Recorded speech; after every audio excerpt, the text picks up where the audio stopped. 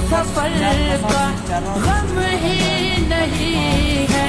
तो साथ है। একমাত্র মা রাত্রে 2:30টায় যান 3টায় যান বাড়ির মধ্যে গিয়া পাইবা উঠানোর মধ্যে একটা বাতি খালি টলমল করে আর তার খানবে একজন মানুষে অপেক্ষা কতরা এই আর খেও না এই নিয়ে থাকলে একমাত্র আমার মা জননী হও সুবহানাল্লাহ। আমার মা আমি লাগা গরুর মধ্যে ফতর মধ্যে পাড়া দেওয়ার লগে মায় কথা খান কোন বাবা তুমি আইসনি কারণ আমার মা সারা আমার কথার কেউ জানে না। রাত্রে 12টা 1টায় যদি প্রোগ্রাম থাকি করে যায় তারপরেও দেখি মা এখনো হদার আবার মায়ের দরওয়াজা খুলিয়া কোন বাবা তুমি খাইয়াইছনি বাদ দেওয়া লাগবো নি। অথচ আমার এত খলিঞ্জার টুকরা স্ত্রী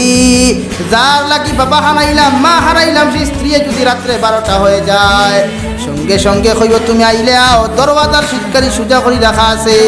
আইয়া দরওয়াজা খুলিয়া চুপচাপ খাইয়া তুমি ঘুমাইয়া হো ঠিক কিনা।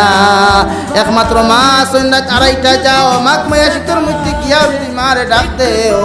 আবার মা ঘুম থেকে উঠিয়া আগে তরকারি গরম করবা পাত্রে গরম করি আমার সামনে দিবা হো ঠিক কিনা। কারণ যার মা নাই হে জানে মা তখন নাই পৃথিবীর কোনায় কোনায় গিয়া যদি একজন সন্তানে মা মা হইয়া চিৎকার দে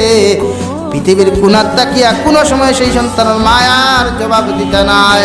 যার বাবা নাই সে বুঝে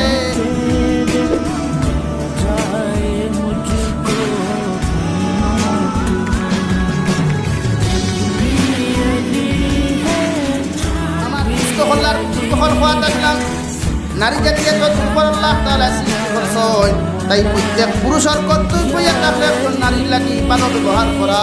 নারী জাতিকে ধমক দিয়া কোনো কথা কওয়া না। আল্লাহর নবী জনাব নবী করিম সাল্লাল্লাহু আলাইহি ওয়াসাল্লাম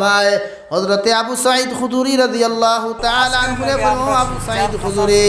নারী জাতির আল্লাহ তাআলা জন্মগতভাবে এত দুর্বলভাবে আল্লাহ তাআলা সৃষ্টি করছেন এদের এক নাই খর দুনিয়ার নাই গড়গড়ি